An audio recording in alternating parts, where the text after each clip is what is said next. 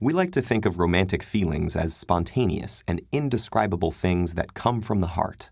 But it's actually your brain running a complex series of calculations within a matter of seconds that's responsible for determining attraction. Doesn't sound quite as poetic, does it? But just because the calculations are happening in your brain doesn't mean those warm, fuzzy feelings are all in your head. In fact, all 5 of your senses play a role, each able to vote for or veto a budding attraction. The eyes are the first components in attraction. Many visual beauty standards vary between cultures and eras, and signs of youth, fertility, and good health, such as long, lustrous hair or smooth, scar-free skin, are almost always in demand because they're associated with reproductive fitness. And when the eyes spot something they like, our instinct is to move closer so the other senses can investigate. The nose's contribution to romance is more than noticing perfume or cologne. It's able to pick up on natural chemical signals known as pheromones. These not only convey important physical or genetic information about their source, but are able to activate a physiological or behavioral response in the recipient. In one study, a group of women at different points in their ovulation cycles wore the same t-shirts for 3 nights.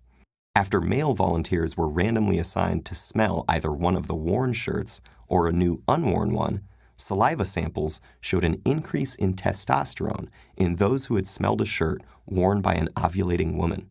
Such a testosterone boost may give a man the nudge to pursue a woman he might not have otherwise noticed. A woman's nose is particularly attuned to MHC molecules, which are used to fight disease. In this case, opposites attract. When a study asked women to smell t-shirts that had been worn by different men, they preferred the odors of those whose MHC molecules differed from theirs. This makes sense. Genes that result in a greater variety of immunities may give offspring a major survival advantage. Our ears also determine attraction. Men prefer females with high-pitched, breathy voices and wide formant spacing, correlated with smaller body size, while women prefer low-pitched voices with a narrow formant spacing that suggest a larger body size. And not surprisingly, touch turns out to be crucial for romance. In this experiment, not realizing the study had begun, participants were asked to briefly hold the coffee, either hot or iced. Later, the participants read a story about a hypothetical person and were asked to rate their personality. Those who had held the hot cup of coffee perceived the person in the story as happier, more social, more generous, and better-natured than those who had held the cup of iced coffee, who rated the person as cold, stoic, and unaffectionate.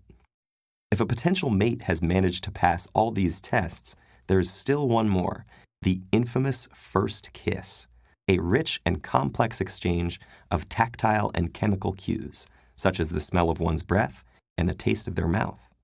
This magical moment is so critical that a majority of men and women have reported losing their attraction to someone after a bad first kiss.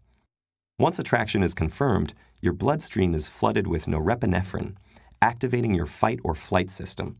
Your heart beats faster, your pupils dilate, and your body releases glucose for additional energy, not because you're in danger, but because your body is telling you that something important is happening.